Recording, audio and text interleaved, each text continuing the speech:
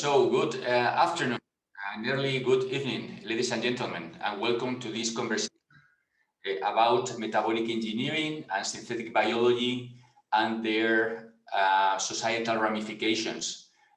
Is hosted by the European Commission-funded project called SynBio4Flav that deals mostly with the production of these interesting compounds called flavonoids. So my name is Victor de Lorenzo, and I will be chairing or coordinating the conversation today. And I just want to welcome to this, what I hope will be an interesting event. And I'm a professor of research in the National Research Council, and I also happen to be a member of this consortium. I have a long experience in participating in European projects dealing with different aspects of advanced biotechnology, and in the last few years in synthetic biology. And as we said in our promotion, we identified that perhaps we should leave our laboratories for a while and try to engage in a constructive and informed conversation with a more general public. So before I let the panelists to introduce themselves and get started with the conversation, let me make a couple of points. Well, first of all is that this has a kind of a special and a strange format. Zoom, in principle, it was thought that we could do that as a science cafe, but you know, the circumstances obliged us to do it in this format, but I hope it's still very good. Then the other thing that probably you have noted when you saw the program is that unfortunately there are few women, and in particular, very few coordinators of metabolic engineering projects in Europe. And that's the hard reality. In fact, the panel represents a big problem that we have in our community.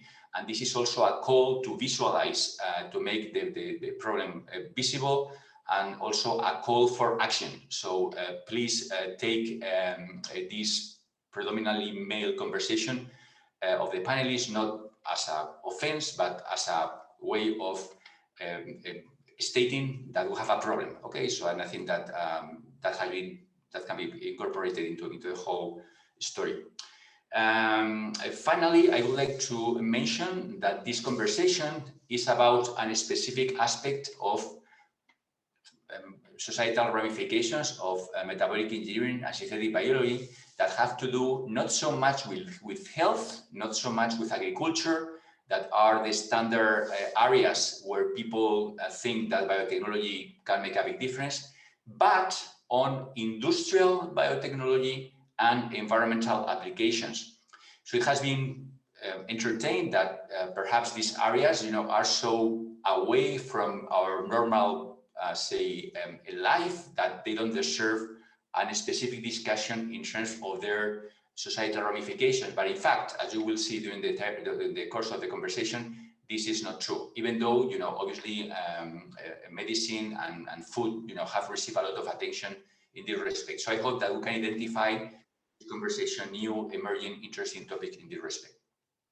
Okay, so just before we start, let me just invite participants to raise questions in the chat.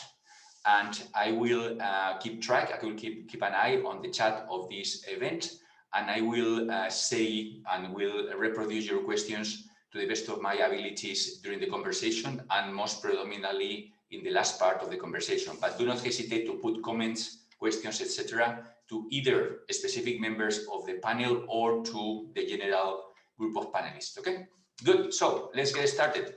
So the way we're going to start is have first a round of self-introductions by different people who happen to be coordinators of large and very well-funded metabolic engineering projects in Europe.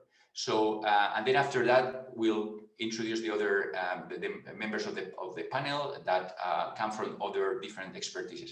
But let's get started by knowing a little bit the members of the, what you may call the more scientifically oriented, say, members of the panel. So, Pablo Nickel, can you please start? With pleasure, Victor. Thank you for the introduction and a pleasure to be here with all of you today. So my name is Pablo Nickel. I am a senior researcher and independent group leader at the Novo Nordisk Center for Biosustainability in Denmark, in the Copenhagen area. And I am the head of the Systems Environmental Microbiology group there in the center, where the main objective of our activities is to engineer environmental bacteria for production of new to nature compounds. And in that context, we are also coordinating the European project Horizon 2020, Symphonia, which is an acronym for Synthetic Biology Guided Engineering of Pseudomonas putida for biofluorination. And the ultimate objective of the project is to bring fluorine, which is usually a non-biological atom, into the microbial biochemistry for the production of added value compounds. And in this sense, I should mention that fluorine, the element fluorine, is present in our daily lives under a number of different forms. So much so that 25 to 30% of all the pharma drugs in the market contain fluorine, but there are no biological ways to produce those compounds or precursors for those compounds. So at the end of the day, what the project is about is to bring about new ideas, new methods, strategies for production of compounds that as of today can only be produced through traditional chemistry. I look very much forward to the discussions. Thank you. Thank you, Pablo. Now, Ralph, can you say something about yourself, please? Okay, thanks a lot. So I'm Ralph Tuckers, and I'm heading the Institute of Biochemical Engineering at the University of Stuttgart in Germany. I'm trained as an engineer, and actually maybe important enough, when I finished my education at university, I started a PhD, and it was since then when I learned about the possibilities of biotechnology, when I learned about the possibilities of metabolic engineering, of designing strains to make something on purpose. And actually, since then, I'm staying in that area and do guide the research from the engineering perspective. So what that means basically is that we do engineer strains for producing some goods that we think are important, basic chemicals, fine chemicals, and other stuff. And also we develop the processes to make them happen in large scale. So for that, actually, I worked for 5 years at a company in Germany, being there worldwide active. And then since 2009, I'm heading this institute. So what is my personal background? The personal background is that I'm an engineer with I would like to say, a little bit profound understanding of metabolic engineering, linking that to the bioprocess development to make things happen in large scale. And this is something important because once you have developed a process in the lab, you need to translate that one successfully into the industrial application. Otherwise, that process is dead, economically dead. And that's one of the things that we are looking for. And just to give you some examples, what we do right now in terms of projects, in terms of products. For instance, there's a project, there's a process right now running in the US for the production of some certain aromatic compounds that has been developed in our labs. There is let's say a big activity which we are heading right now when we look at microbial interaction, not a single organism, just microbial interactions to let them produce something on purpose. And something else which is of particular importance in Germany, which is the valorization of carbon dioxide, of off gases, to do something good out of this. We are all aware of the climate changes, and we are all aware that we have to do something against it. And one measure to do something is to activate carbon dioxide, for instance, by microbial activity, and then let the organisms produce something of purpose from this. And so, for instance, my job is to contact companies and to convince them that microbial activity is the preferred choice to do exactly something like that for climate protection and to produce something not fossil based. And with that, actually, I stop my statement here, and I'm happy to hear what the others are doing. Thanks a lot. Excellent, Ralph, thank you so much. So Lars, you want to introduce yourself? You have to activate your mic. Absolutely, thanks, Victor. Yeah, Lars Blank, Professor for Applied Microbiology at RWTH Aachen University, also Germany. I'm a chemical engineer from Dortmund, biologist from Bochum. And already in my master's thesis, I tried to combine both, producing fuels. Later in the PhD, it was hyaluronic acid. You know it now as anti-wrinkle cream component. Then later in the postdoc, trying to understand metabolic network operation. And then for the last 10 years, heading the chair of applied microbiology. And we're trying to use renewable carbon sources to make valuable products. And on the EU level, I'm coordinating the project Mix Up, where we try to use plastic waste, utilizing enzymes to degrade the polymers and feeding the monomers, hydrolysate, to microbes as a carbon source. By that, contributing to a circular plastic economy, producing products of value. And just this year, there are quite some announcements on bioplastics. And that would be also in the direction of my vision and something I would like to discuss today, that we have to replace in the chemical industry the fossil resources by biomass, by CO2 and waste streams. And if we could contribute with our microbes, with SynBio to it, then I think we would achieve quite a bit. Thank you. Well, thank you, Lars. So Manel, please go ahead and tell us about yourself. Okay, thank you, Victor, and good evening. So this is Manuel Porcar. I am the coordinator of the Biotechnology and Synthetic Biology group in the University of Valencia in Spain. So basically what we do in our research group is, the title refers quite well to it, biotechnology in the sense of bioprospecting, of looking for interesting industrial applications of natural bacteria. But at the same time, we also work on synthetic biology. And I am coordinating a EU-funded research project called BioRobust, which has the, I would say, ambitious goal of fostering standardization in synthetic biology. So to make it very short, standards are everywhere in our civilization. Nuts, bolts, every kind of piece of our mobile phones, cars, etc., are made of standard parts. And the idea here is to use also standard parts, biological parts, in synthetic biology. So BioRobust is a large effort, large European effort, including several key players, academia, companies from Europe, from Asia, and from America as well, in order to try to make this challenge become a reality and making life easier to engineer by developing and using standards. And just very shortly, I have also worked in some societal implications of synthetic biology, such as the perception of synthetic biology, of biotechnology, and the gender dimension, to which extent the perception of synthetic biology is linked to men and women. Well, thank you. Thank you very much, Manel. And finally, Juan Nogales is going to tell us. Hello, everybody. So I'm Juan Nogales. I am head of Systems Biotechnology Group at the National Center of Biotechnology in Madrid.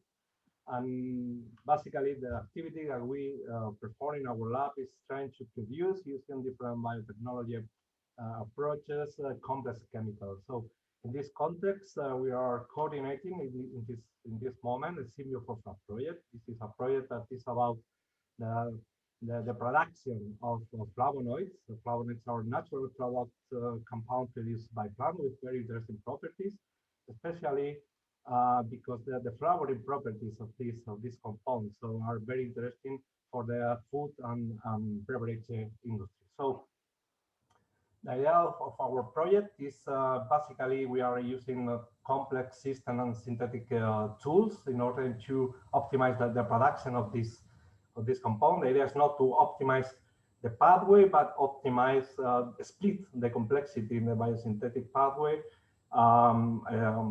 optimize individual functional modules, and then trying to optimize this model in the context of a microbial community. So this is a completely new approach to produce complex chemical. We think that because the complexity of this kind of compound, we need to address the problem with a different point of view. This is what we are doing really in the project. So the basic idea of the project, the main objective, is not just provide a standardized and cost-effective production of flavonoids, but also to provide a new paradigm in the complex synthesis, in the synthesis of complex chemicals. So basically, because we think that using the technology that we are developing in the context of this project, we can address with guarantee the cost-effective production of any complex chemical. Well, thank you. Thank you all to share the contents of your projects and also to say something about yourselves and your perspectives and everything. Well, I think that it's very clear that in this panel we have a bunch of very qualified scientists, in the sense that they are leading major endeavors in the area of synthetic biology and environmental and industrial biotechnology. And well, as I said, maybe there's a general perception that the main field of application of these technologies is in the area of health and in the area of agriculture. But I think that we have just heard a number of examples where you can really see the power of advanced genetic technologies to impact in what you may call the chemical and environmental sector. In other words, things that formerly were necessarily done through chemical synthesis, big industry, super high impact in the environment. And so now biology and biotechnology enables a different perspective that is more environmentally friendly and so on. And I just wonder whether these developments that happen in the industrial and environmental realms are perceived by non-experts as they are developing, and if they are, what is the kind of notion, what is the type of image that they create in the general public. But in any case, just to comment this and many other aspects, we have the fortune to have 3 other panelists that come from different academic and professional sectors that I invite also to introduce as such. So please, Angelo, can you say something about yourself? Of course. Hi, everyone. I'm Angelo Vermeulen. I'm actually one of the co-founders of the SEEDS Collective, which is a transdisciplinary collective of artists, scientists, and engineers. And I'm also working as a researcher at Delft University of Technology. So I'm really here from a dual perspective. I'm here as an artist, a practicing artist, but I'm also here as a biologist, because that's actually my original training. I moved from biology to space exploration, and currently what I'm actually doing is I'm focusing on, within my research for space exploration, I'm focusing on ecosystem engineering, creating artificial ecosystems, and on the other hand, on bio-inspired engineering. So just like what we heard before, I'm really interested in the crossover between biology and engineering. And in my art projects, I'm actually also including biology and technology. So my practice is really characterized by a fusion of art, science, and technology. And the topics of interest that I'm using here, or that I would love to explore here a bit, if there's time, is, and I'm just going to sum them up really quickly, because of course hopefully there will be time to elaborate, is on one hand, how do we co-create from a transdisciplinary perspective? How do we bring people together from totally different perspectives, different fields, different backgrounds, and tap into that collective intelligence and make it operational? A second point of interest that I have that is close to my heart is the whole issue of is ethics, the ethics of synthetic biology, but of course also broader of biotechnology, and how to position that. And a third particular interest that I have as well is communicating these complex stories of art and science and complex endeavors, and how to do that, and how there's a big difference between reporting and storytelling. And that's something that is, I hope I can talk about a bit more later on. Thank you. Thank you, Angelo. So then we have Gabriel, and maybe you can tell us about your interests and yourself. Yeah, thank you. So Gabriele Krammelsberger from the RWTH Aachen, like Lars Planck. It's a big technical university in Germany. And I'm a philosopher of science, and I'm always interested since a long time how science is changing due to computational methods. And in particular, how the computational methods change the scientific kind of research. And what is most interesting in the context of synthetic biology is, of course, the merging of information technology and biotechnology, and the endeavor to understand complexity from an engineering point of view, that you use engineering to tackle complexity. And for a philosopher of science, that's very interesting times to watch these developments and to understand how science in general is changing. And the other things I'm interested, I also have a kind of a hidden agenda in art.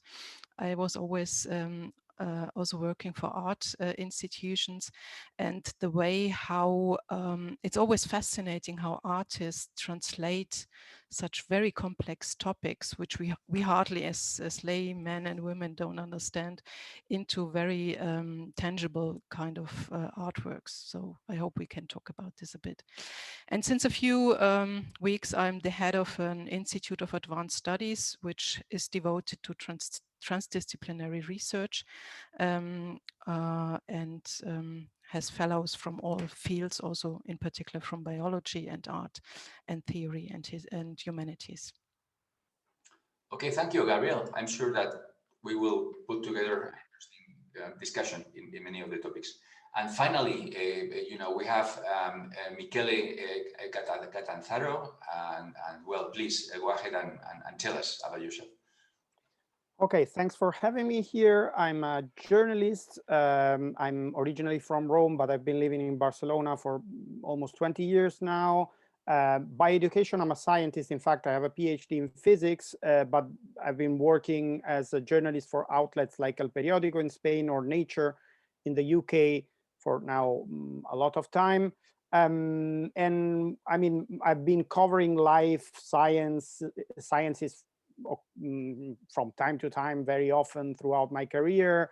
I was one of the first ones to cover CRISPR in Spain, and my early coverage of CRISPR was also this new technique that allows, let's say, to cut and paste DNA, which I'm sure a lot of people is very aware of.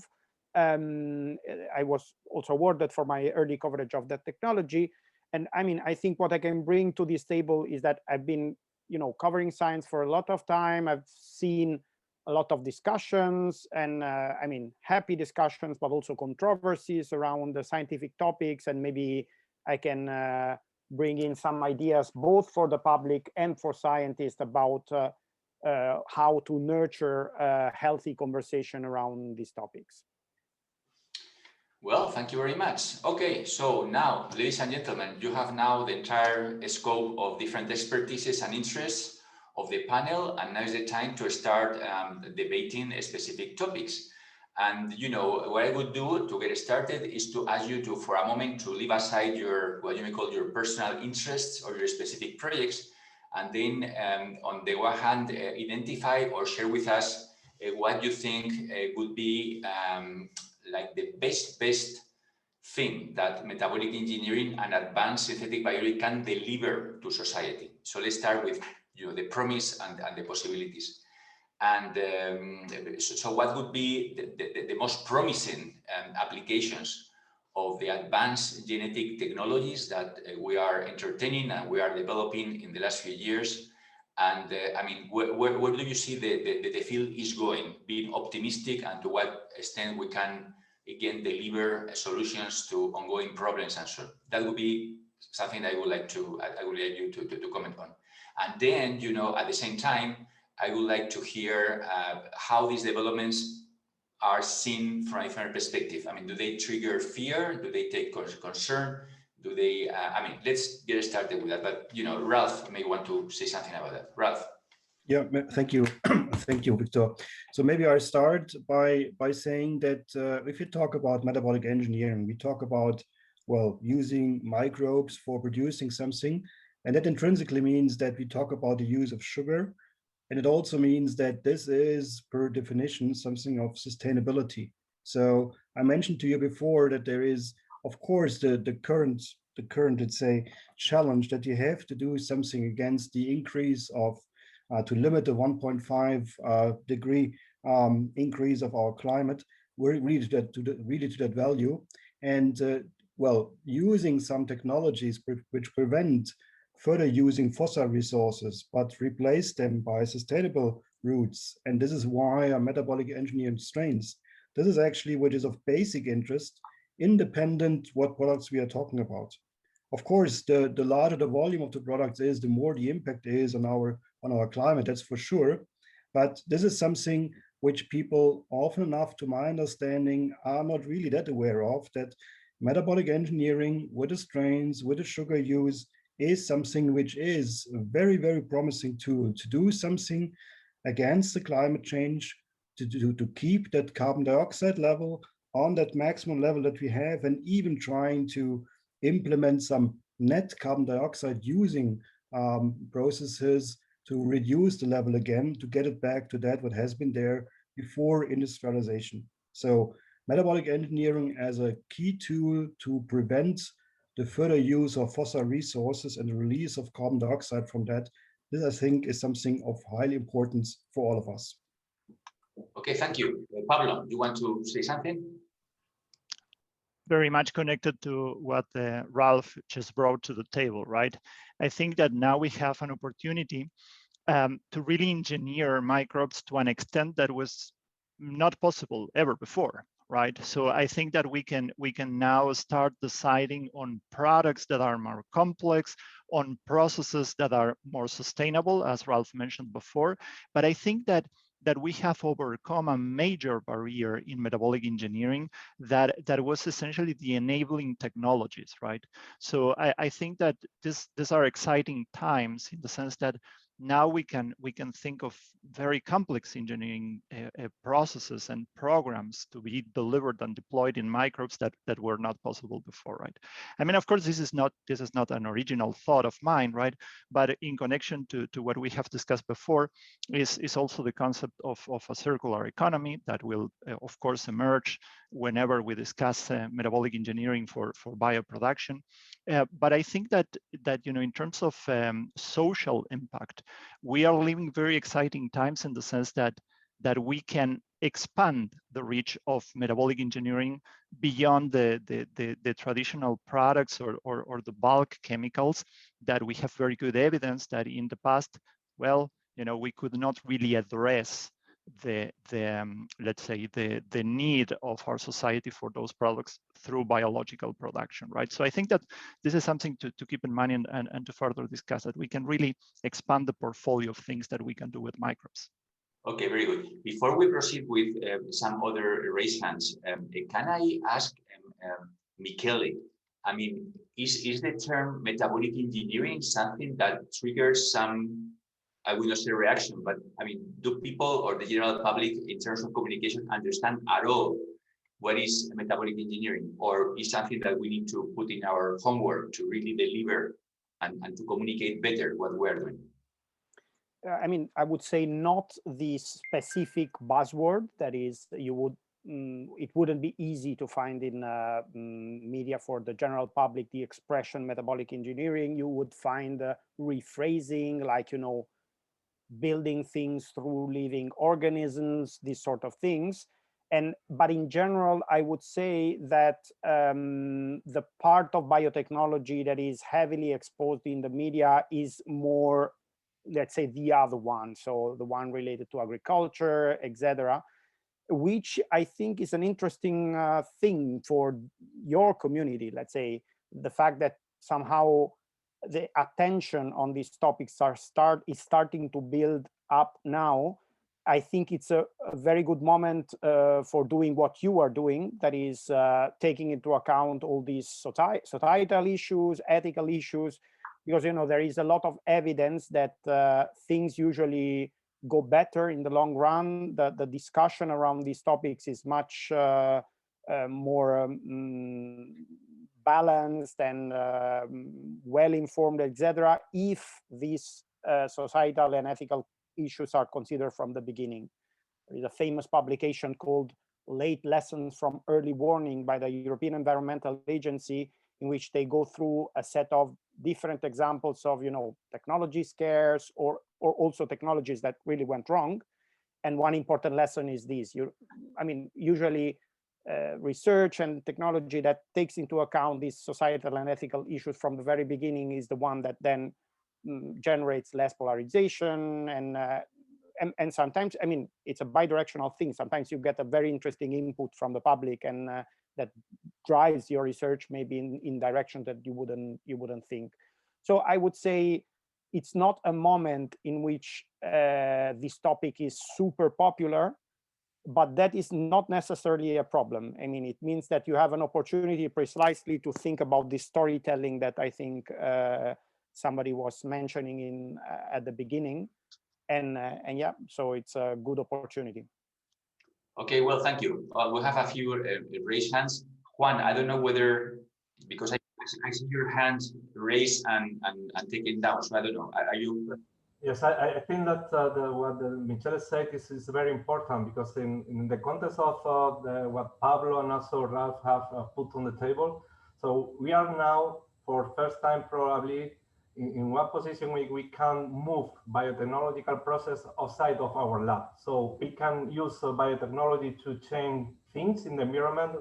We are able to do biotechnology in other in open environment. So in this case, so I think that the social perception and how the people see metabolic engineering, because they want to face, biotechnology directly in their life, is very important. So I think that for sure metabolic engineering techniques and tools are improving a lot. But at the same time, if we can expand the scope of metabolic engineering approach, we have also to work in the social perception and try to show to the people how metabolic engineering is growing, because I'm completely sure that in the few years, the people, the normal people, go to see biotech in their house, in their car, in their normal life, not only in a bioreactor, in a industry. Okay, thank you. Manel, you want to comment? Yes. Well, I am pretty agree with everything that was said until now, but I would like to say something about maybe by building bridges between us, the community of scientists, and society, because I think that there is something we shouldn't fall in, which is a mistake, that is describing that we scientists, we have the solutions, that we can save the world, that we are going to provide very complex metabolic engineering, synthetic biology solutions to address the grand challenges of our planet. And then, since the society out there is not going to understand us, we have to work on the acceptance of what we are doing. So I think that this vision is not correct. And I think that what we have to say is that we have technical data, we are working more and more, and we are pretty sure that we have tools that work. And these tools may be part of the solution. So our duty as researchers is developing such tools and making sure that policymakers and the society in general is aware of that tools and understand what they can be used for, or maybe what they can't be used for. And that's what I wanted to say, that not saving the world, but just providing solutions for the society to choose, all together with the scientists as well, of course, which are the best solutions to be used in each case. Okay, thank you. So, Gabriel, you wanted to say something? Yes. The problem is, if we talk about mechanical engineering, we can buy products, we can touch them, we can, it's a tangible thing. The problem is, I think, in metabolic engineering, and I tried to study it now for several years, and it took me a long time to understand a bit how this is working or what kind of engineering we're talking about. And I think that's for everybody else than you as metabolic engineers, it is very difficult to grasp this new technology and to understand it. And what you not understand, you are afraid of. And the question is, and I think it's a deeply philosophical question, what kind of engineering is that? Not what is engineered, but what kind of engineering is this? Because this is really a paradigm shift in the way of dealing with nature, of dealing with products, of it will also change. So when you said that we will face it in 5 years in our households, so how will we face it? And if it becomes more tangible and understandable, I think then a lot of problems are gone because you see the value of it. But you also can judge it and evaluate it, what is okay and what is not okay. And this understanding, as a philosopher, for me, understanding is always the most important thing, that we get a better understanding of the way, what kind of engineering is that. So that is my proposal to this discussion. Okay, thank you. Michele, before I let you in, I have a request by Lars that has a problem with the raised hand in Zoom, but in any case, go ahead, Lars. Yeah, thank you, Victor. I can't raise the hand. Yeah, anyway, I just what Ralph and all the others were saying. So maybe we pick a topic, a product, where really our state of the art has ethical issues, has really a carbon dioxide problem, and really sucks. And that would be meat production. So animal-like proteins with microbes, ideally from CO2, maybe allowed use glucose, would be one proposal where we may have less of a challenge. And we see it in California, the ice cream's out there, there's openness to the technology, and it's an offer. I like that. I often say we save the world. I will take the advice from Michelle that I shouldn't argue like that, that we offer it. But maybe this is a topic where we can showcase the difference, maybe. Thank you.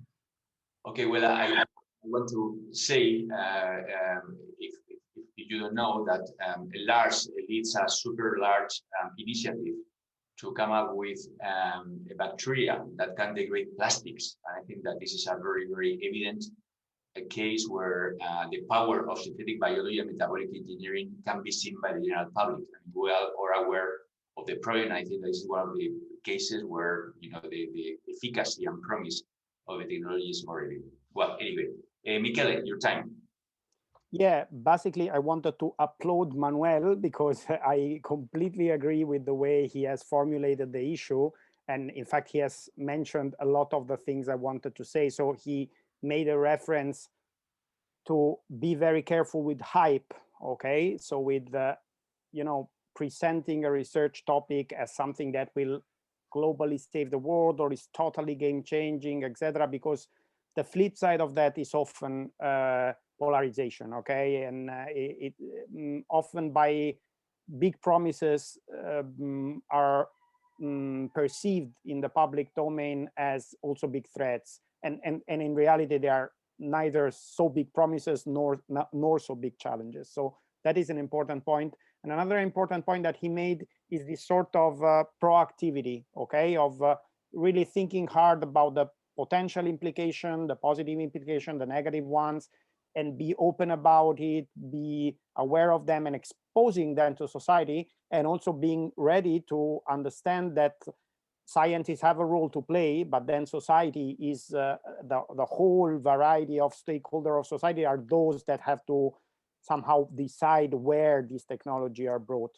And maybe if I could bring a third ingredient that Manuel didn't mention, but I think may complete the picture, is the idea that communication is bidirectional, okay? So it's not only a matter of informing the public, communicating to the public, being honest, avoid hyping, but it's also a matter of hearing, okay? We have seen from past controversies that sometimes the concerns that are out there are very specific. Now that you have mentioned this example of artificial food, artificial meat, I've read an interesting article by an anthropologist, American anthropologist called Chris Toomey, in which he starts with a discussion taken from a fiction story, in which there are a set of Islamic scholars that are discussing one topic. Okay, so now we have artificial pig meat. Is that halal or not? Okay, so I think, I mean, I'm bringing in this story because one can see that sometimes concerns out there in society are not about, you know, the whole technology, or maybe are not even about the science behind it. They are about, you know, some religious aspects or something that sometimes is loosely related to the basic science. Of course, for example, a lot of concerns about, I think in this case, would be about, or I mean, not concerns, but a lot of things that people would be asking question about is how this whole technology will fare in the market when they are under control of corporations, and how they will be used. How can we grant that the use is the proper one, etc. So I would insist in these three aspects. Don't hype, really be what Roger Pielke called an honest broker, that is, explain the science and explain all the possible implications, and then let society pick what they can do with it. And third, here, be open to a bidirectional communication, which implies also, for example, hearing a lot of different stakeholders, maybe not only companies, maybe also other societal stakeholders, which may have a lot of interesting things to say. Well, thank you. Angelo, I don't know whether you raised your hand. Yes, Yeah. I did. Yes, I did.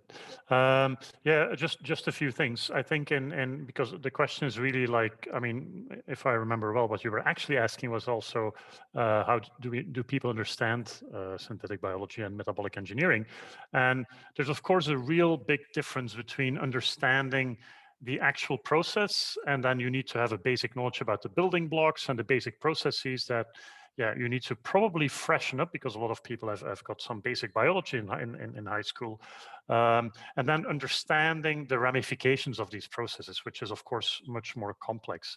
And so these are two different levels in which we need to inform the public. Because if you don't have a proper knowledge, of course, of the basic building blocks and the basic principles, all kinds of misunderstandings can grow and develop.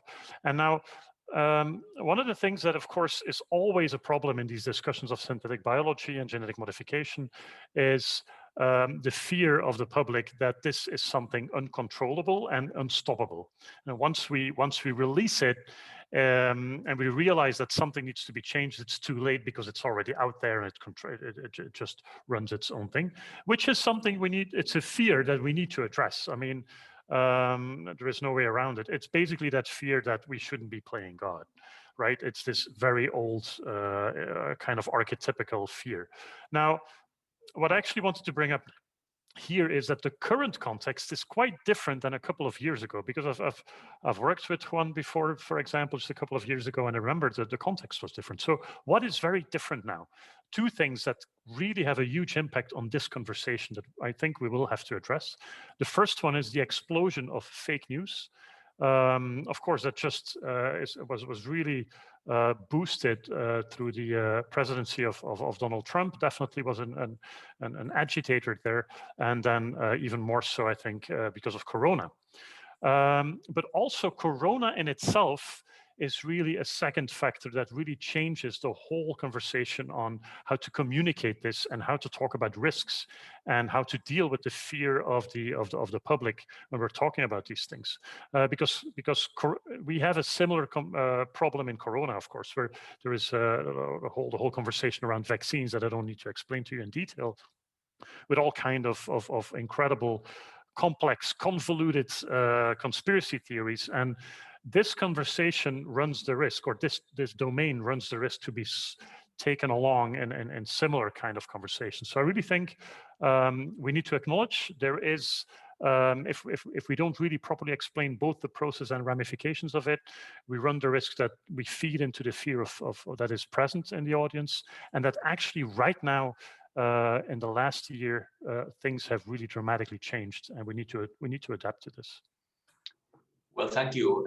Well, I think that one of the conclusions of this first round of interventions is that we really need to keep an eye on how we interact with the public. And you know, in earliest stages of genetic engineering, the message was, well, we are the ones who know, and the public is ignorant, and our mission is to illustrate and illuminate the public about what we're doing. Obviously, that's completely wrong, and this has ended up in a major misperception of some technologies. So I think and notice that synthetic biology, one of the trademarks of synthetic biology and the synthetic biology community is precisely to engage all the possible stakeholders in the conversation and not only tell them what they have to understand, but also to listen. And I think that this is having in the field for long enough to see the change. And now the community is ready and willing to listen what the public has to say, even if they don't understand every single detail. Okay, so that's one aspect. The other thing that I would like to raise is something connected to something that one thing that Gabriel mentioned on passing, and is about the metaphors that we use all the time to communicate our science. So the kind of standard definition is that synthetic biology is the engineering of biology. Is the term, the metaphor engineering of biology, a good one? Can we think on other ones? I mean, is this something that the public understands? Well, about this or other topics, please, Ralph and Gabriel, go ahead. First, Ralph, please. Okay, thanks a lot, Victor. Actually, I would like to comment a bit on that what Angelo said. I agree with that what you say. And I even would like to go one step further, saying that what we are experiencing right now in our campaign against COVID-19 is a big step towards biotechnology acceptance of the people.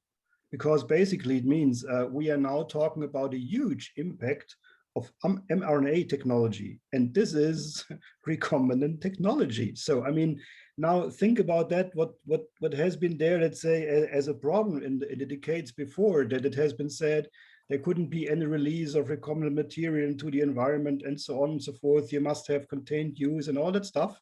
And now we are injecting on purpose, and this is great, yeah, we're injecting on purpose the drug into our blood, and then the people are cured later on. And this is, I mean, this is a success story, yeah? And quite, I mean, that basically also shows that all the other problems and let's say scenarios that have been developed in terms of recombinant technology and all that stuff, this is over exaggerated. Now we use it, and we use it as a drug, and it's working much better than people have thought before, and that's a success story, and that should be sold to the people, to my understanding. Okay, very good.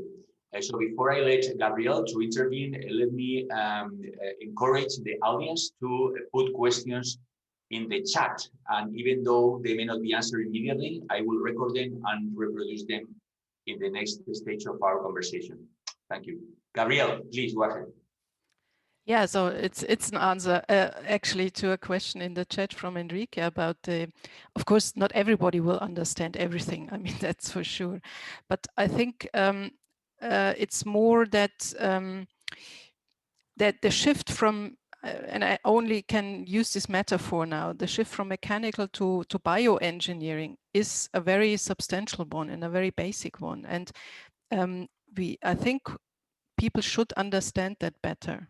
That is all what I say. It's difficult to communicate, but there is a in philosophy we would say there is a paradigm shift in the way we do production, we produce, and understanding this paradigm shift I think is important. Otherwise, the marketing people would say the user have no acceptance. That is not of my interest, acceptance in that case. But I think we all want to know with what we are dealing with. Also, we will never understand in detail everything. Otherwise, we would become microbiologists, and we don't want to become microbiologists. But in order to understand this shift better, that is what I mean here. And how to communicate it. I think engineering is not such a bad word here or metaphor, because it has something to do with engineering.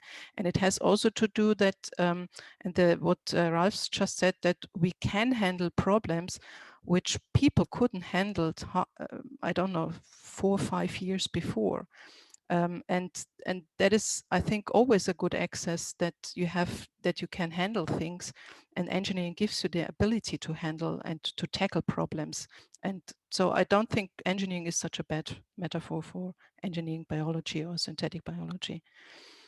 Okay, in response to that, Gabriel, maybe I can ask Manuel, because in the project that he coordinates, we have a social scientist that has been studying, I'm talking about Pablo Schaefer, that has been studying the consequences of putting the emphasis of synthetic biology in the concept of engineering. And believe it or not, it's not very good, you know. You remember, Manuel, his whole study on how engineering may not be a right term to describe the field. Yes, I think this is an interesting issue because I'm pretty sure that we will all agree on the fact that engineering is the most obvious framework to which synthetic biology can be compared to, because it's about building something from parts to create complexity, to make biological machines. So it's like maybe the historical effect of many researchers, including ourselves, Victor, you and I and others, that have used, sometimes without thinking too much, these metaphors, because we take that for granted, that biotechnology, that engineering was the best scenario to compare, to take metaphors from. But maybe there are others which are not that nice or that obvious, but are more correct. For example, software engineering, or just other things that we could be thinking of that are not necessarily that ones. The thing is that the choice of metaphors is very important, because it affects not only the perception of society, but also how we scientists think. Because by thinking that synthetic biology is engineering, we are assuming that certain things should work in a given way that maybe they still do not work by now. So it's like a circle in which we are assuming that the correct paradigm for comparing synthetic biology is engineering, but since it is not, or at least it is not a perfect one, then we are like incorporating some misunderstandings, not only in communicating this to the society, but also in the way we scientists try to develop this field further. So I think it's a very interesting issue, this one. Okay, well, on top of that, Manuel, let me raise also something that in our consortium has been discussed, and is how the term engineering is something that, we like it or not, scares off many women to get into the field. So there are some areas of biology that are perfectly okay. I mean, there's gender balance and everything, but the term engineering traditionally has been so much associated to a male-dominated field that the moment that you associate the term engineering to biology seems to make the whole field unfriendly to a big sector of a society. And I remember very well a very nice talk that Pablo did in our consortium exactly on this topic, and I was intrigued about that. So, Gabriela, do you think that this can be an issue, or you think that this is completely irrelevant? Difficult question. I mean, this. How to say? I mean, how, on the one hand, engineering says what you do, as far as I understand.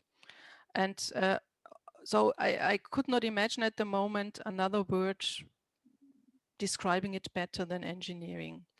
If you say engineering is such a male-dominant endeavor, yes, this is something we observe also in our university. I have not the experience with this question. If this really makes some bias for you, I don't know. That's something I'm not aware of. Okay, maybe I'm not question. Michelle, you want to say something? Yeah, maybe something about this point. I mean, there were curious experiments carried out by Dan Kahan, which is an environmental psychologist. In that case, it was about nanotechnology, and he did experiments like, for example, take two groups of people that are very against nanotechnology or very in favor of nanotechnology, and put them discussing in two different rooms, and you provide to them exactly the same information, and and you measure whether they have become less polarized at the end. And what you find is the opposite, that with the same information, accurate, balanced, clear, they really pick the part of the information that is, let's say, that confirms their previous knowledge. And he even did it with the actors acting as experts. And so he had, for example, an actor that was a senior person with a tie and with a suit, and another one that was bearded with a ponytail and with the informal wearing. And even these very external aspects influenced whether these groups, let's say, aligned more or less with the opinion of these, actor experts. Okay, so I think this brings in, I mean, from the one hand, for the journalist, this is tragic because you strive to provide good information and you think that is enough, but then you realize that the way in which the information is framed is also very important. But on the other hand, it also tells a lot about how important it is to take into account identity in communication. And this connects with this issue of gender. Now just an hypothesis, but what if CRISPR had been discovered by the two traditional senior male scientists instead of two female scientists? Would the public perception be the same? I don't know. But I think that having a diverse group, not only in terms of gender, in terms of a lot of dimension, age, political leanings, ethnicity, etc., that is talking about these topics with the public is a very important aspect of the thing. Not only just as a rhetorical means, to convince different segments of the public, but also because diverse people have a stronger insight in what are the thoughts, the concerns, and the interests of their community, and this can really bring a genuine discussion on board. Okay, well, thank you very much. Okay, so I would like to move to another area of interesting discussion, and it's connected with creativity. So, in the synthetic biology community, we pride ourselves on being super creative and so on and so on. And I wonder how that creativity connects with artistic creativity or other types of creative endeavors.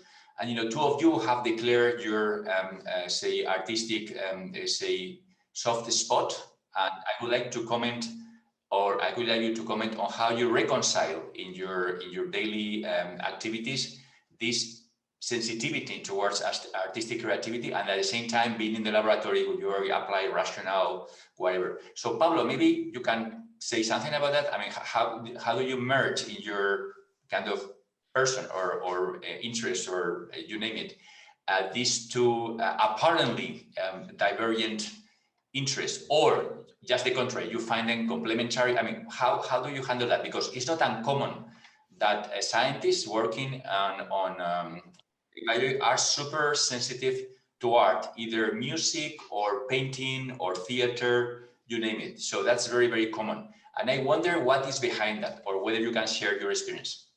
Absolutely. Thank you for the question, Victor. Actually, as I mentioned at the beginning, the project that we are coordinating is called Sinfonia. And that's for a very good reason, which is essentially that I am a fan of academic music and so-called classical music. So the acronym was decided even before deciding the actual title of the project. And I wanted to bring this aspect of music to the project, because at the end of the day, in connection to what you said about creativity, I think that metabolic engineering is got a lot of this composing factor, right? Of getting things that in principle are different or coming from different sources and harmonize them in a way that makes sense from a biological point of view, right? This is what we do when we engineer new pathways or new properties into a microbe, right? And I have to say that we are totally fascinated by the interactions with a musician that is an artist in residence for the Sinfonia project.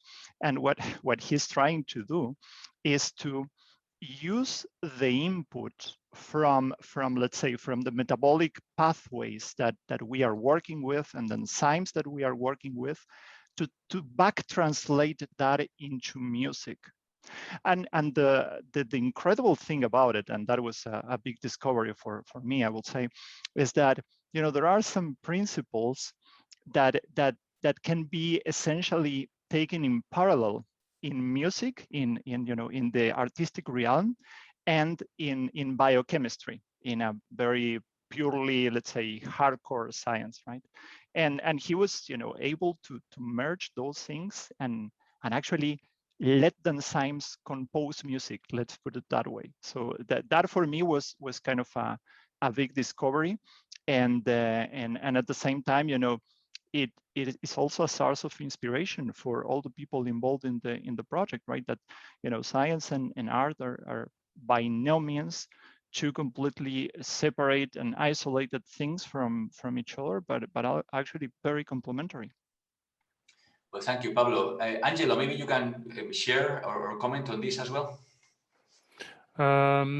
Yeah, of course, there's so much that could be said about the relationship between art and science, and I don't want to start an essay here on the relationship between art and science, but there is some interesting effect of bringing those two worlds together. I think, and this is general I think this is a general effect of bringing people from outside your domain to the conversation. But if you have scientists working on something like synthetic biology and you bring in artists and they actively take part of the conversation, they're not just used to make your science pretty, because artists can do much more than visualize stuff. It just opens up research again. And I'm a researcher, and I've been there. I've done biological research on insects, looking through a microscope every single day. And there is a bit of a tunnel vision at a certain point. You really go very deep and very specialized. And then being confronted with somebody who asks these much bigger questions and critical questions, it generates creativity. It just makes you, it pulls you out of that. I think that's really, that holistic effect it has, I think is really crucial.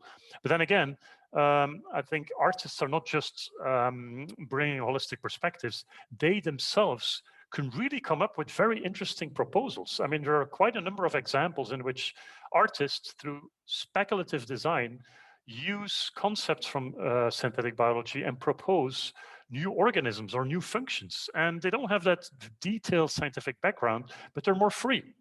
They're less constrained, so they can go further. And I think bringing that together is really, really interesting. Now, I think one of the crucial aspects, because it's not just that bringing art into the field of science helps science to improve or to expand.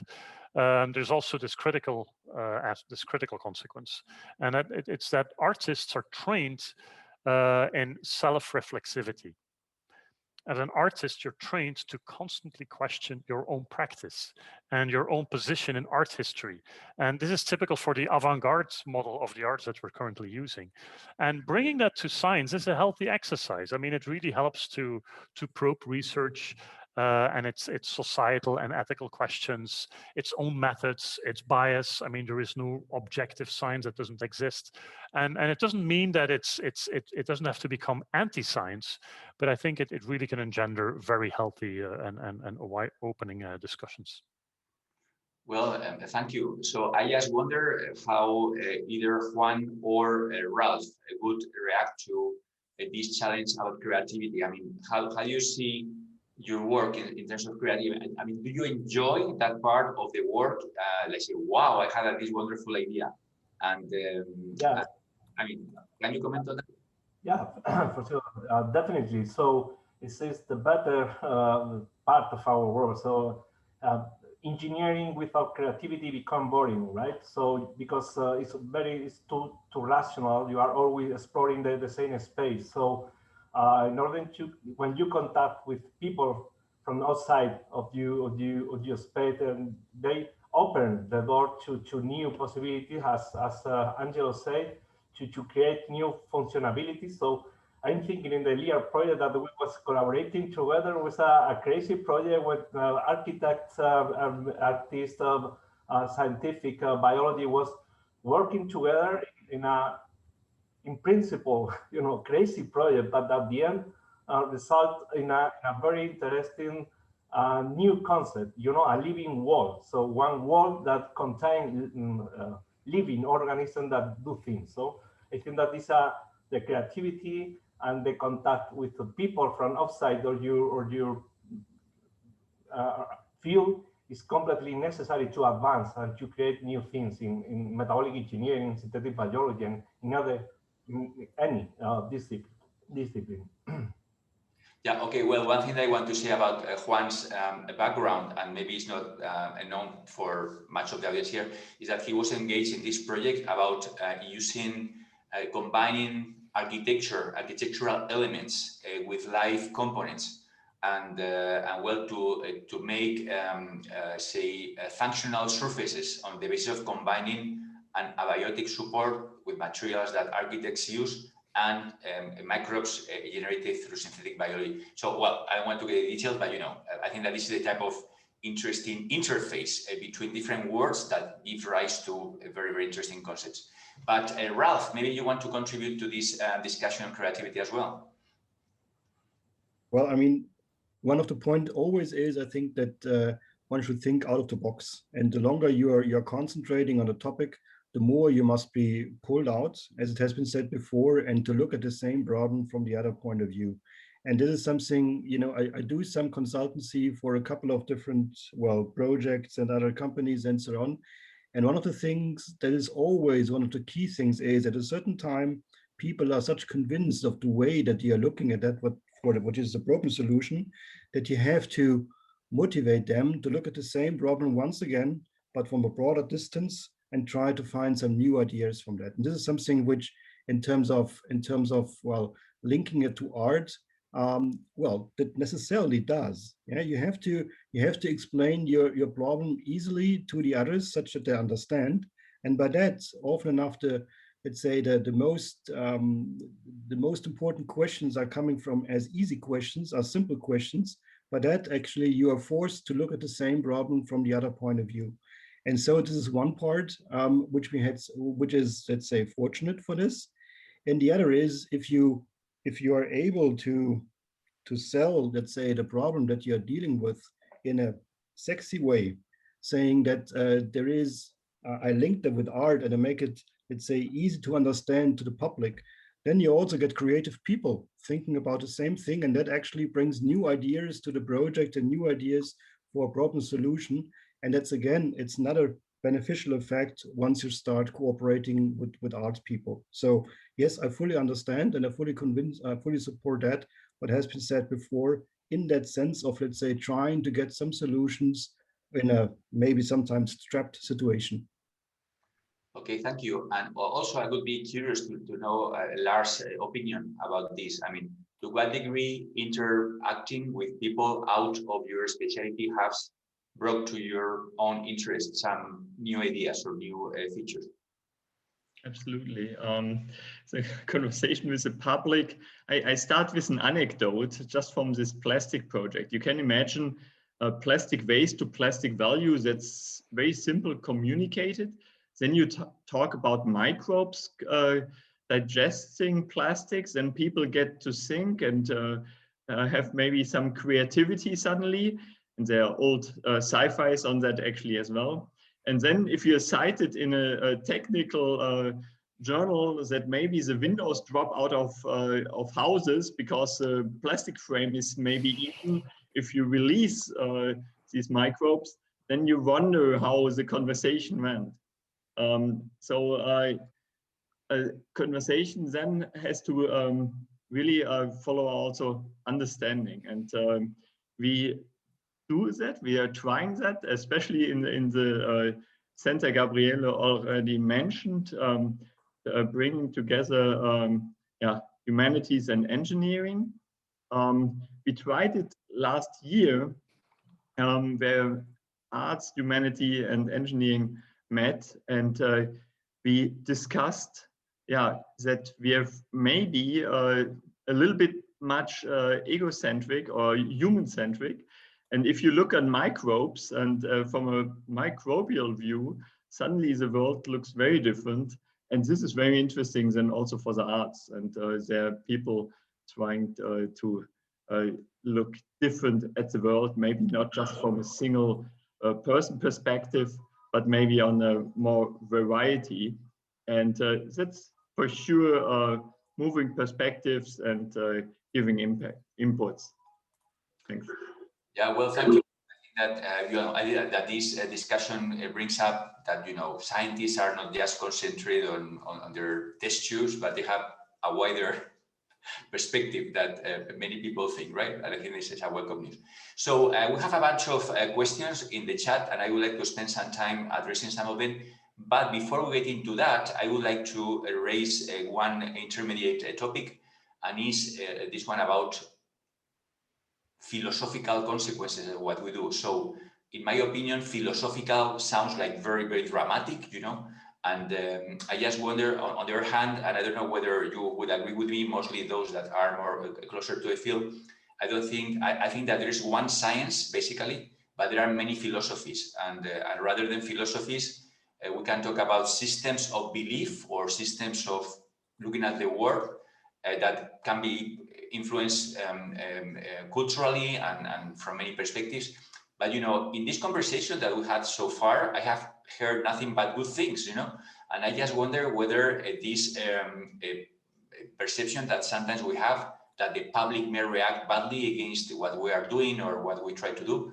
I mean, does it have a basis? I mean, is what we do something that can be not only perceived, but actually that has an impact, not only in terms of safety, but also threatening the systems of belief of our citizens? I mean, when we say we manipulate genomes or we create forms of life in the laboratory and so on, you think that the entire, Weltanschauung is going to change? I don't think so. Are we over dramatizing these philosophical consequences? I mean, can you maybe, Gabriel, start a reaction to this? I mean, Weltanschauung is not philosophy, I have to say, as a philosopher. Be careful. So this is that is not the right word. I mean, when you go back to ancient philosophy, Aristotle, and so philosophy was always about good living. And today we have to ask the question, and especially in related to the coronavirus, to the corona epidemics. So what does today mean good living and well-being? And how much is it connected to these new technologies, to these new approaches? And this is a very old question which you can discuss in a very good way today. So when you look at Lars' example of microbes digesting plastic, then they help us to improve the world and the living, because we all try to avoid to use plastics. We cannot avoid it to some extent.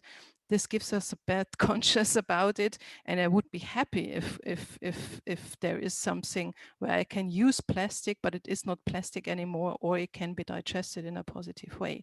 So I think it's very simple, basic question of everyday life and what concerns everybody. So you, as scientists from biology, me as a philosopher, citizens, artists.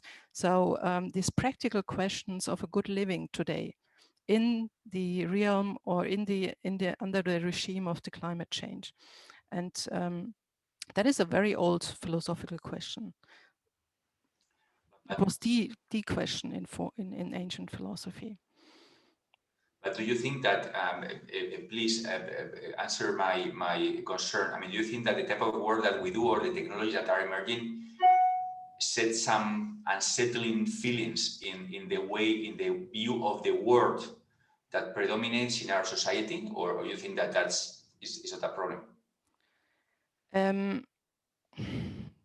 Yeah, it's difficult. I mean, it's difficult to say, because you said Weltanschauung.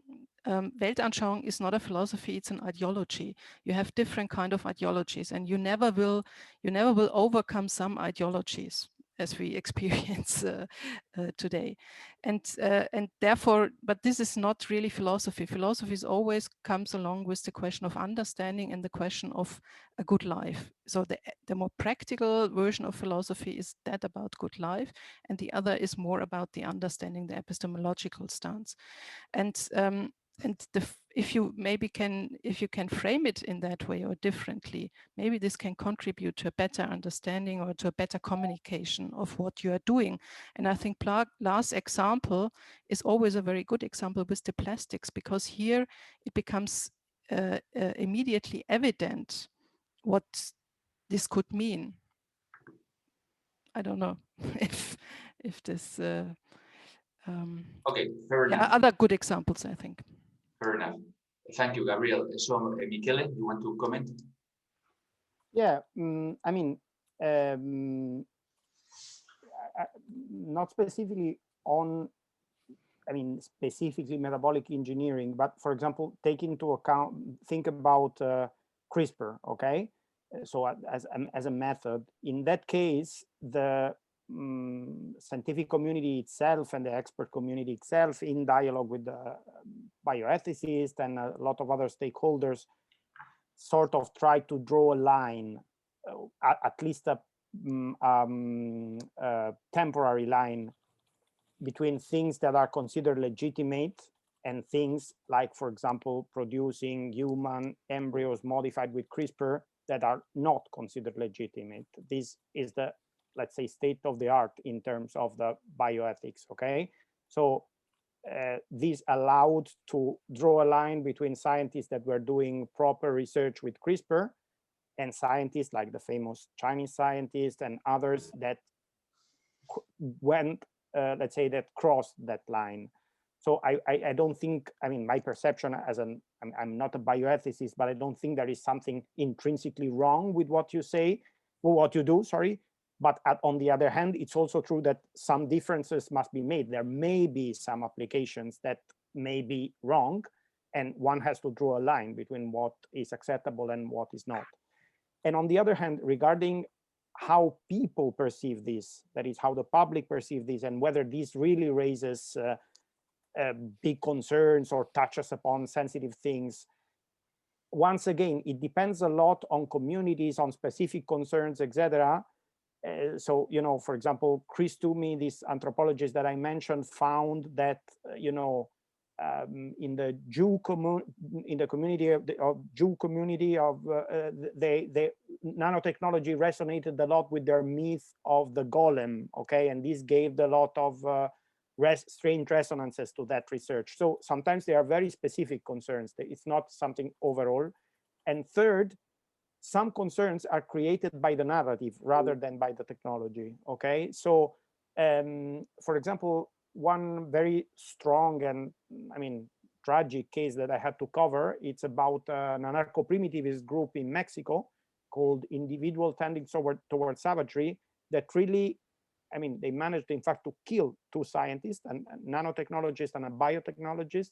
And in their claims, they made a long claims in which they say that these technologies are, you know, the tip of the iceberg of destruction of nature, etc. And in their claims, they literally quoted articles taken from Wired, books like, you know, Engines of Creation by Eric Slexler, books by Ray Kurzweil.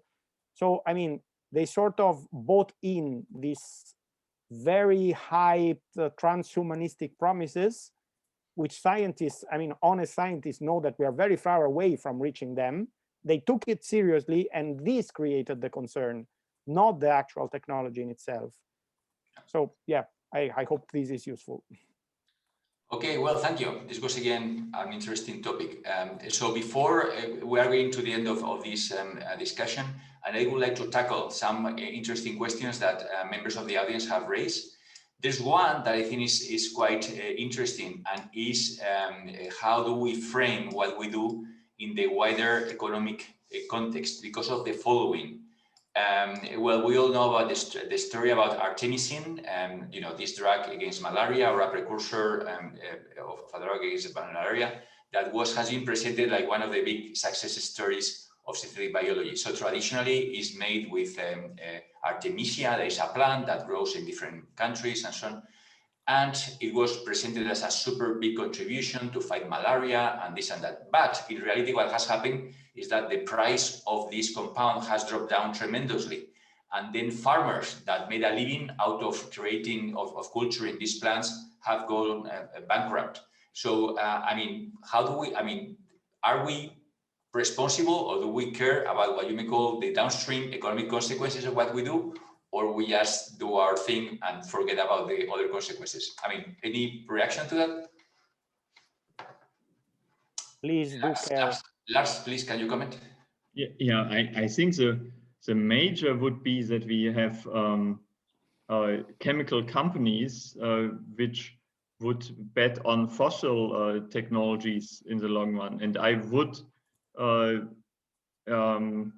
be either they are competitive or they are not, and then I would not be so sad if they would have a business problem if we could make it truly environmental more friendly.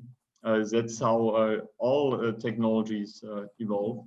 With the pharma example, that's a complicated one, and it was very much meant different, and the artemisinin plant ran out of business. So because it was then not, the biotech was not competitive anymore.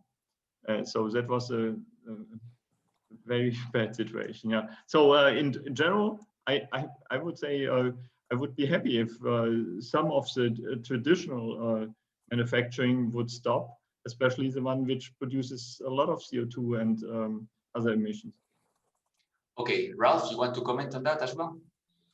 Yes, I mean, that what Lars said is true. I mean, I know a little bit that the artemisinin project and also the products and so on, indeed, right now, there's even a new technology being developed, and that one, biotechnology developed, and that actually is likely to be competitive more than competitive compared to the old one. So the better is always, the worst for the good. That's what's going to happen. And I think we shouldn't complain about that processes are, let's say, replaced by others. We should really look at what is the benefit for our environment. We shouldn't forget that, drugs like that and also other aromatics, fragrances, and so on, they are produced in monocultures. And so that means that actually on there where they have been produced, then there has been some tremendous change in nature years before.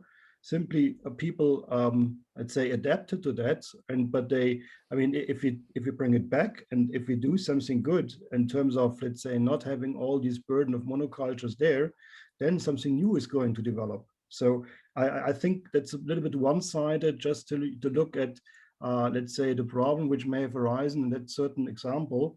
There are other parts of the coin which need to be considered. And basically what's happening is that the good is always the evil, the best is always the evil of the good. And that's happening there as well. True.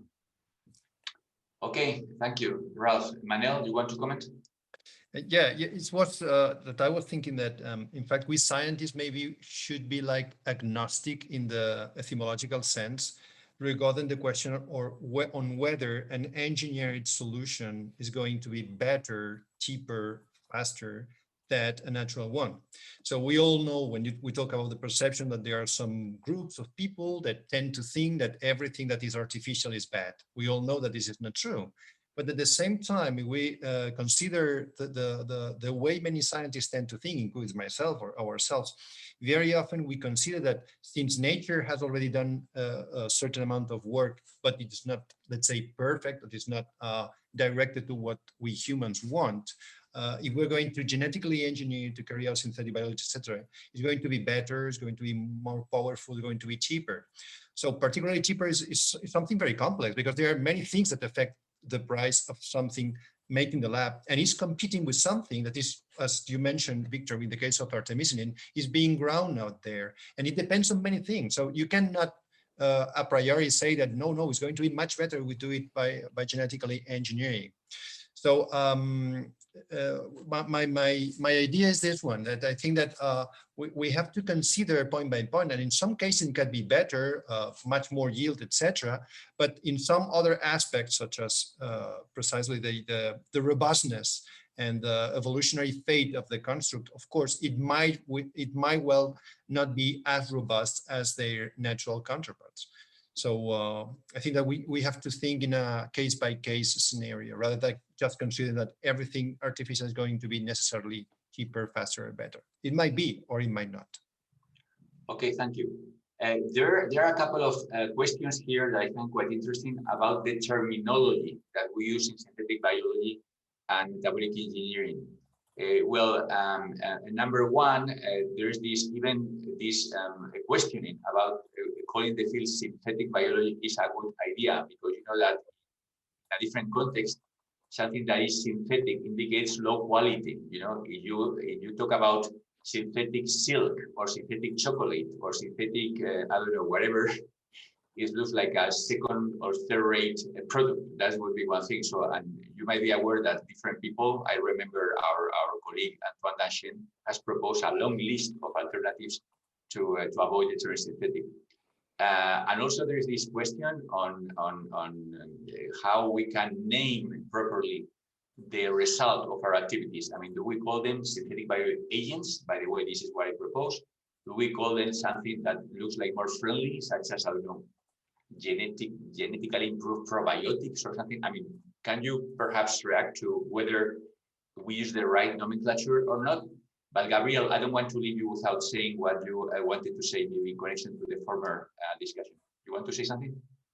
It was a comment to the former discussion, so it's go on with the okay. Well, we can maybe return to that later. Okay, so is the nomenclature, the jargon that we use in our field, the right one to describe what is going on and also to communicate what we do to a wider public? Pablo?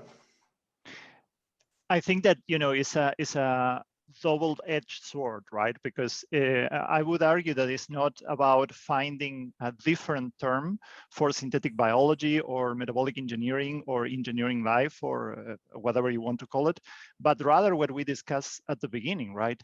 How to make it clear for the broad public what is entailed. Right.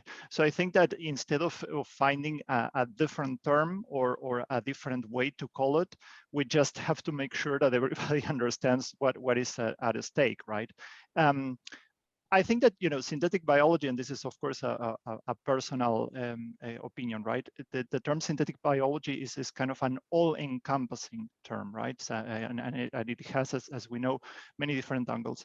So perhaps, you know, engineering life, which is, you know, on one hand, thought-provoking and at the same time controversial in some aspects, as we discussed before, could be you know, a more direct way to call it, provided that, as I said a second ago, everybody understands what is at stake. But that being said, again, I don't think that it will add much to the let's say the perception of synthetic biology just by altering the names, right? Well, you're right, Pablo, but at the same time, you know, there are some words that evoke something wonderful. For instance, to me, the favorite word is probiotic, you know. So probiotic instantly evokes something pro-life and, you know, pro-natural things and everything. If you use, I mean, the worst that you can call something GMO, I mean, GMO would be just destructive completely. So I don't know, sometimes I raise these discussions in Twitter, and it's out of fun. So some people say, yeah, indeed, we have to develop a new jargon. Others say, well, if you do that, immediately the opponents of the field will say, well, you are cheating. You know, you are playing with words just to disguise what you are in reality, your every intention. So I think that this is an ongoing debate that is quite curious or interesting.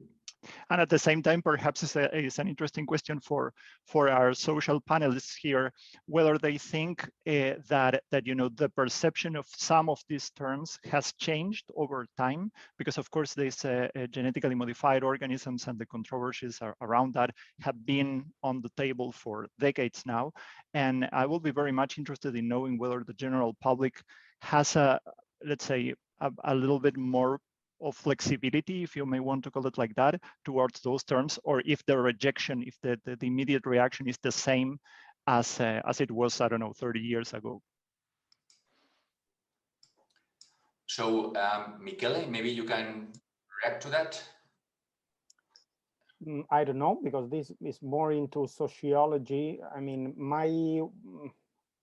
I'm a bit resistant to enter in discussion about, you know, shaping words in such a way that they convince more people, because my business is precisely the opposite. It's like opening up words and explaining in detail what happens inside, in detail, but not in a technical way, in a way of making it understandable. So probably I'm not the right person to say, okay, what is the best word to convince people, okay? I don't know, I mean, something that I can say intuitively, so not as an expert, but as really maybe a lay person, is that a part that I really find fascinating about all the research that you're explaining is this idea of producing things through, you know, living beings in a way that is very, that it doesn't look very engineering-like way. So when you think about engineering, you think about, you know, a factory, okay? While these are, you know, reactors, it looks very much more organic, okay? And so I don't know how to translate this in words, but I think that is a bit of your research that is really fascinating, I think, and sounds really new. And it also connects with the whole idea of, you know, building things in a way that is more according to how nature works, rather than, you know, building an alternative world to nature. But again, I mean, this is just an intuition as a layperson. I don't claim that this is anything based on evidence. No, but it's a nice intuition, I have to say. Thank you. So we have a very few minutes left, but you know, still Ralph may want to share some of his thoughts with us. Yeah, maybe let me answer your question in the way the Green Party here in Germany is acting on that one. You know, I'm living here in the state of Baden-Württemberg, and that one is a Green Party ruled state. And the Green Party has actually been founded here decades ago. And the reason why I say that is that at the very first beginning, terms like synthetic biology and all that stuff and the mindset of modifying microbes for doing something were really no topic. That was simply out of the box, that should not be discussed at all. Now, if you look at that, what the Green Party in Germany has now as its program, you do find exactly the contents we are discussing here as something good, but that prevent using the term synthetic biology. So what they do is they prefer the technology and say this is also in terms of plants, and it is in terms of industrial approaches and all other biotechnology approaches. It says something meaningful, and we should support it. And it holds particularly true here in the state I'm now living. But the term synthetic biology, maybe on purpose, is not used, but the topics are supported. All right, well, that sounds very, very good. Okay, ladies and gentlemen, I think that we are, believe it or not, we have been talking for over 1 hour and a half. And I think that for the time being, we had enough topics, enough concepts, enough exchanges. And we come to the end of this nice conversation. But before we close the session, I have to ask you whether you want to make like a final statement, if you think that something has not been said before that perhaps should have been tackled. So it's your time to perhaps to raise a last minute topic. Yeah, Angelo, please go ahead. Yeah, just continuing a little bit what I said before, but I'll keep it brief. This is really where we end back into storytelling, right? And this is the example of the Green Party is a really good example of that. They're building a certain storytelling around the technology they look at as something promising, but they're pulling out some of the more problematic words to craft their own story that matches their image as a Green Party. Now, I think that's the beauty here, that biology is a beautiful world to use as inspiration for storytelling. And some of the ways, and because this touches upon my personal research, some of the aspects of biology are so close to us that you can use them to craft beautiful stories through which it's not just about making people accept anything, but it really helps to build a sort of emotional connection. And this is part of storytelling. And what I'm talking about, for example, is yes, this is engineering in a certain way, but these are machines that actually, if you lose most of them, you can grow them back. They are self-repairing, self-reproducing machines. I mean, could you imagine that? And when you look at traditional machines, of course, when it breaks, you need a spare part. And in the world that I'm working in, which is the world of space exploration, that's a huge problem because there are no spare parts.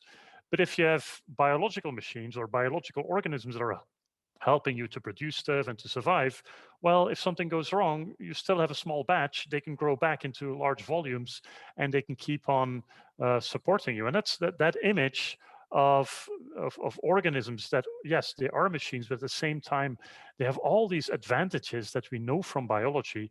It just makes it so much more exciting and interesting for people. And I think these are stories that everybody can understand and can visualize when you talk about it. Very good point. Thank you, Angelo. And Michelle, let's continue that. Yeah, just a quick mention that the artemisinin story and the comment that somebody made about how these things then have an impact on economy, I think that is an important thing to bear in mind, okay? As I said at the very beginning, sometimes the concerns that are raised are not about the technology, but about this economical use of technology. So I don't know how to do it. You're not economist. I don't know whether you have to partner with other people, but definitely this is an aspect to take into account, especially if the impacts are in rich countries in which those that are impacted have a lot of bargaining power and can be damaged. Okay, thank you. Well, I think that, we like it or not, we have to come to an end. And I always thought that the outcome of any conversation or any event can be measured on whether, when we finish and return to our daily life, we think as we thought before the event, or we have developed some new ideas that perhaps have changed a little bit our perception. And as far as I'm concerned, I have to say that, you have illuminated me a lot on different aspects, and I hope that that results in a change of attitude and perhaps even to think on new projects and new endeavors. Well, thank you very much, all members of the panel, for spending this time with us today. I think it was a super interesting discussion, very well, very moderate. I at some point I was concerned that we could get into some heated controversy, but I think that the whole thing has run very, very smoothly. And well, I just encourage you to continue this conversation in your own communities, because this is really, really important. And this is one more activity that will contribute precisely to solve some of the problems that we have identified during this conversation. So thank you very much, the panelists first, but obviously thank you very much all the members of the audience that have patiently waited until the end of this event. And well, I just hope that we'll benefit from this productive and enjoyable evening. And well, I hope to see you soon here or there in the context of synthetic biology or other scientifically interesting endeavors. Thank you very much, and bye-bye.